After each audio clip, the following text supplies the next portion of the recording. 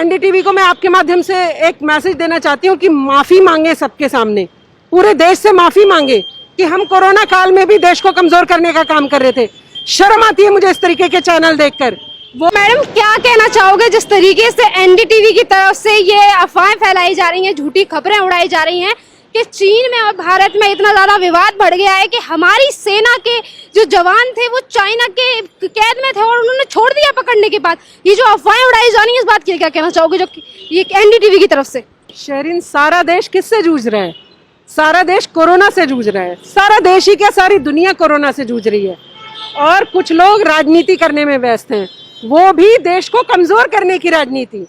अगर आप कुछ ढंग की बात नहीं कर सकते तो कम से कम मुंह बंद रखिए। महामारी का समय है और आप हमारे देश को कमजोर करने की बात करते हैं। मुझे लगता है कि इस तरीके के जो चैनल्स हैं जो देश के खिलाफ बात करते हैं या देश के खिलाफ काम करते हैं, उनको सरकार को संज्ञान लेते हुए बैन लगा देना चाहिए। और उनको, एनडीटीवी को मैं आपके माध्यम से एक मैसेज देना चाहती हूँ कि माफी मांगे सबके सामने, पूरे देश से माफी मांगे कि हम कोरोना काल में भी देश को कमजोर करने का काम कर रहे थे। शर्म आती है मुझे इस तरीके के चैनल देखकर।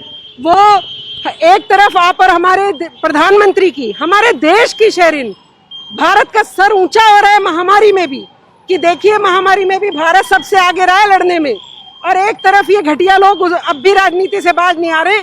सरकार संज्ञान ले, एनडीटीवी पर बैन लगाए। मैम, एनडीटीवी पे बैन लगाने की बात अब ये भी है कि कल को जब इन्होंने ये न्यूज चलाई तो यहाँ पर ये इन्हें पता है कि ये झूठी न्यूज चला रहे हैं, पर उसके बावजूद भी ये कहते हैं कि सेना के एक अधिकारी ने हमें ये बताया है और उसने ये कहा है कि हमारा नाम ना लीक करें। देखिए, अगर सेना के किसी अधिकारी की बात होती ना तो ये छाती पीट पीट के उस अधिकारी की फोटो दिखा रहे होते। इतना शरीफ नहीं है वो चैनल के अधिकारी का नाम छुपा लेता। ये इस तरीके की बात इसलिए करते हैं ताकि जनता गुमराह हो सके। अब आप देखिए, हम और आप कुछ भी कहते हैं तो आधे लोग सोचते हैं ऐसा है तो नहीं, ऐसा कहीं सच तो नहीं है, तो इसलिए इस तरीके की गुमराह करने की ये लोग बातें करते हैं। मैं तो आपके माध्यम से सिर्फ इतना ही कहूंगी कि अगर देश के लिए आप कुछ नहीं कर सकते तो कम से कम मुंह तो बंद रख सकते हैं ना, मुंह बंद रखिए। दुनिया भर के आपके फ्रॉड हैं, दुनिया भर के फ्रॉड में फंसे हुए हो, फिर भी शांति नहीं आ रही है तुम्हें। कांग्रेस पार्टी अब ऊपर नहीं उठ पाएगी, चाहे एनडीटीवी कितनी भी उठाने की कोशिश कर ले। यहाँ पर केजरीवाल ने भी एक बहुत बड़ी, मतलब ऐसा कह दिया कि घटिया राजनीति की कर दी। उन्होंने एक पोस्टर लीक किया, उसमें एक पोस्टर लीक किया और उसमें उन्होंने लिखा है कि भारत, एक जो मैप है उसमें भारत का हिस्सा ही नहीं है सिक्किम। देखिए, केजरीवाल के लिए मैं आपको कितनी बार बता चुकी हूँ कि वो व्यक्ति जो खुद कहता है मैं अराजकवादी हूँ, जो खुद कहता है मैं देश के खिलाफ काम करता हूँ, जिसकी पूरी पार्टी हमेशा नंगी हुई है इस बात के लिए। अन्ना हजारे जिनका मुखौटा लेकर चला था, उनको भी धोखा धक्काबाजी कर चुका है उनके साथ, फिर आप उससे क्या आशा रखती हैं? शेरिन, देखिए, ये हमारी गलती है दिल्ली वालों की। ये हम माफी चाहते हैं जनता से कि हमने इसको चुनकर बिठा दिया। हमें तब इतना ज्यादा शायद दिल्ली वालों को नहीं पता था कि ये इतना ज्यादा खराब आदमी है। आज ये देश के खिलाफ भी काम कर रहे हैं और आप देखिए मजदूरों को भगाने का भी काम किया इन्होंने। एक तरफ महामारी से जूझ रहे थे हम सब लोग, एक तरफ इन्होंने सारे जो हमारे हिंदू भाई जो बाहर के लोग आए हुए थे, इन्होंने उनको भगाने का काम किया और रोहिंग्याओं को खाना पहुंचाने का काम कर रही है आज केजरीवाल सरकार। तो मेरे को तो इससे ना कल आशा थी, ना आज आशा है और ना परसों आशा होगी। लेकिन फिर भी जनता को जागरूक, मैं आपका भी शेरिन प्यारा हिंदुस्तान का धन्यवाद करती हूँ कि आप लोग जनता को जागरूक करने का काम कर रहे हैं। कम से कम जनता को ये तो समझ आएगी, आप जब हमारे माध्यम से बात पहुंचवाएंगी जनता तक, कि केजरीवाल के मन में भी देश को तोड़ने की ही मंशा है। ये भी कहीं ना कहीं शर्जील इमाम के ही भाई बंधु हैं, इनसे भी बच के रहने की जरूरत है। मैम, जिस तरीके से चाइना ने तिब्बत के ऊपर कंट्रोल कर लिया, आपसे हड़प लिया, तो अब ये जो हम सिक्किम का ही हिस्सा, सिक्किम भारत का ही हिस्सा है, उसे अलग बताकर क्या ये चाइना की मदद कर रहे हैं केजरीवाल? कश्मीर के लिए भी ये सब बहुत सारे लोग नौटंकी करते थे, पहले कश्मीर पे करते थे, अब सिक्किम नजर आने लगा, अब सिक्किम पे करने लगे। जब कश्मीर पे बात नहीं बनी तो सिक्किम पर आ गए। तो मैं तो आपके माध्यम से कह रही हूँ कि ऐसी सरकारों को, अगर केंद्र सरकार बड़ा दिल दिखाते हुए और जनता उसके साथ खड़ी है, जब भी देश की बात, मोदी जी किसी चीज के लिए स्टैंड लेंगे, पूरे देश की जनता साथ खड़ी रहेगी। और सिक्किम अगर इन्होंने हमारा हटाया है, दिल्ली की सरकार को बर्खास्त कर देना चाहिए, क्योंकि मैं किसी देश के, दिल्ली के छोड़िए, किसी भी देश के मुख्यमंत्री को ये करने की इजाजत नहीं दूंगी जो हमारे देश को तोड़ने का काम करता हो। मुख्यमंत्री होते हुए एक आम आदमी कुछ बात कह दे, चलिए समझ आती है। एनडीटीवी एक जिम्मेदार चीज है, जिम्मेदार काम करने वाला चैनल है। एक मुख्यमंत्री जिम्मेदार पद है। अगर ऐसे व्यक्ति ऐसी चीजें करते हैं तो इन्हें 5 सेकंड के अंदर बर्खास्त करना चाहिए और राष्ट्रपति शासन लागू करना चाहिए। ऐसी यहीं पर बात करते हैं, जो पेंडेमिक सिचुएशन है, इसी के बीच जो हर मजदूर अपने राज्यों से अपने अपने घर को पलायन कर रहा है। मैम, कल राहुल गांधी ने एक वीडियो डाली थी जिसमें वो दिखाई दे रहे थे कि वो काफी सारे मजदूरों की मदद कर रहे हैं। तो उस वीडियो को लेकर उसने मायावती जी ने कहा है कि मायावती कहती हैं कि ये वीडियो कम और ये नाटक और ड्रामा लग रहा है। मायावती जी भी कम ड्रामेबाज नहीं है वैसे तो, लेकिन अगर भगवान उनको सही दिशा दिखा रहा है और वो समझदारी की बातें कर रही हैं तो स्वागत करती हूँ मैं उनका। लेकिन देखिए, ये सब एक ही थैली के चट्टे बट्टे हैं। कांग्रेस हो, सपा हो, बसपा हो और इनके जो चैनल प्रायोजित हैं ये हो, ये सब देश को कमजोर करने का काम इसलिए कर रहे हैं ताकि मोदी जी की थोड़ी सी इज्जत में कमी आए। लेकिन ऐसा ये कर नहीं पाएंगे। इन लोगों की सिर्फ एक मंशा है कि ये मोदी जी को कमजोर दिखाना चाहते हैं, बाकी इनकी कोई मंशा नहीं है। सत्ता पाने का जो एक रास्ता है ना, इनके पास वही बचा है कि इस सरकार को कमजोर करके दिखाएंगे। देखिए, लेकिन यहाँ भी आप लोग इन्हें नंगा कर देते हो, यहाँ भी आप लोग इन्हें इनका जो असली रूप है वो दिखा देते हो। तो मैं आपका धन्यवाद करती हूँ और सरकार से मैं फिर आपके माध्यम से कह रही हूँ, इनको बर्खास्त करें, राष्ट्रपति शासन लागू करें। ये जो राहुल गांधी जो मजदूरों की हेल्प करने का और उनको घर पहुंचाने के शेरिन, मुझे एक चीज बताइए, मैंने बहुत लोगों की मदद करी। क्या मैंने कोई फोटो डाला? क्या मैंने कोई वीडियो डाला? क्या मैंने आपको बता के फोन किए कि मैं इसको खाना देने जा रही हूँ या इसको ये मदद पहुंचा रही हूँ? तो मदद करने की इच्छा शक्ति हो ना शेरिन, तो आपको फोटो वीडियो डालने की जरूरत नहीं पड़ती। आप करिए मदद। किसने रोका था? आप बताइए। मैं आपको यही चिट्ठी क्यों लिखती रहूं कि मैं 100 बसें भेज रही हूँ? मैं उन्हीं 100 बसों में बिठा के मजदूरों को क्यों नहीं ले गई? सोनू सूद जब भेज सकता है एक फिल्म स्टार, तो क्या पॉलिटिकल पार्टीज नहीं भेज सकती हैं शेरिन? तो ये सब नाटकबाजी कांग्रेस को बंद करनी चाहिए, ये सब नहीं चल पाएगी। जहाँ पे इनकी जिन राज्यों में इनकी सरकार है वहाँ पर ये जो मजदूर सड़कों पर घूमते रहते हैं उनको लेकर ये कोई एक्शन नहीं लेते, और जहाँ पर इनकी सरकार नहीं है वहाँ के मजदूरों के लिए बड़े देवी देवता बनने की कोशिश करते हैं।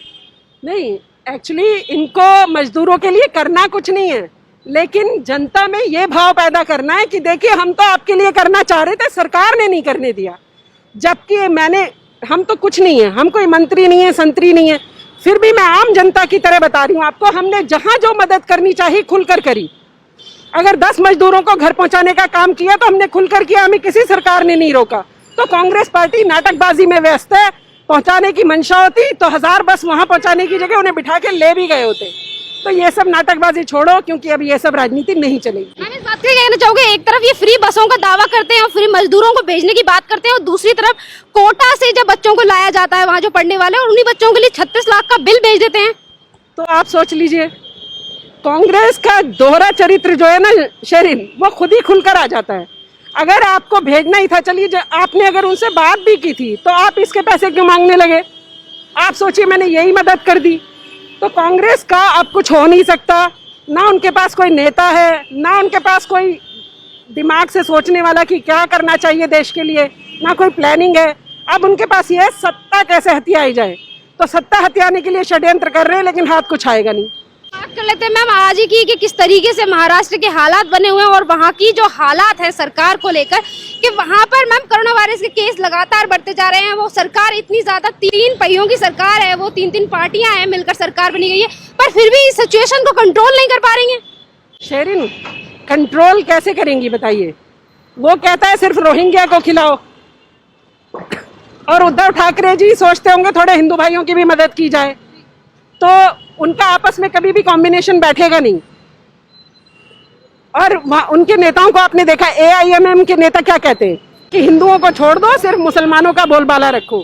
और कांग्रेस का भी यही राग है शुरू से कि मुसलमानों का बोलबाला रखो, हिंदू भाई मरते हैं तो मर दीजिए, मर जाइए। तो मैं आपसे कह रही हूँ कि जहाँ पर इस तरीके के लोग होंगे जो अपनी जनता को हिंदू मुसलमान के नजरिए से देखकर खाना पहुँचाते होंगे या मदद करते होंगे, वो सरकार ज़्यादा देर टिकने वाली नहीं है।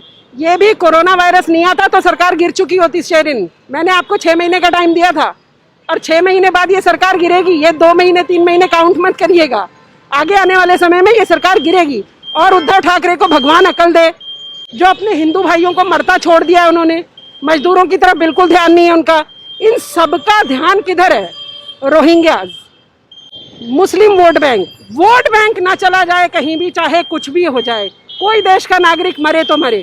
तो मैं आपसे कह रही हूँ, हिंदू भाई भी तो इसी देश के नागरिक हैं, तो हिंदू भाइयों का भी तो इस देश पे कुछ अधिकार है, कुछ रोटी पानी पर।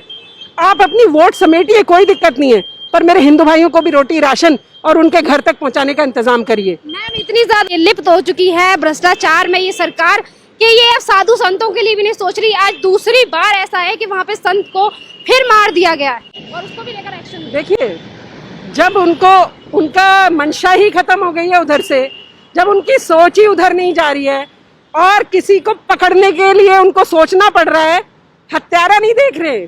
मैं कह रही हूँ, हिंदू ही हो चाहे कोई हत्यारा, आप पकड़ो। किसी एक व्यक्ति ने ये नहीं कहा मुसलमान ने मारा है, हर एक साधु संत ने कहा हत्यारे को पकड़ो। किसी ने किसी का नाम नहीं लिया कि इसको पकड़िए, हर एक ने कहा हत्यारा पकड़ो, हत्यारे को पकड़ो। लेकिन इनकी हत्यारा पकड़ने की इसलिए हिम्मत नहीं है कि अगर एक भी मुसलमान का नाम आ गया तो इनकी वोट बैंक ना चली जाए। ये मतलब ये गिर चुके हैं बिल्कुल। ये मैं गिरी हुई राजनीति समझती हूँ इन सारे नेताओं की।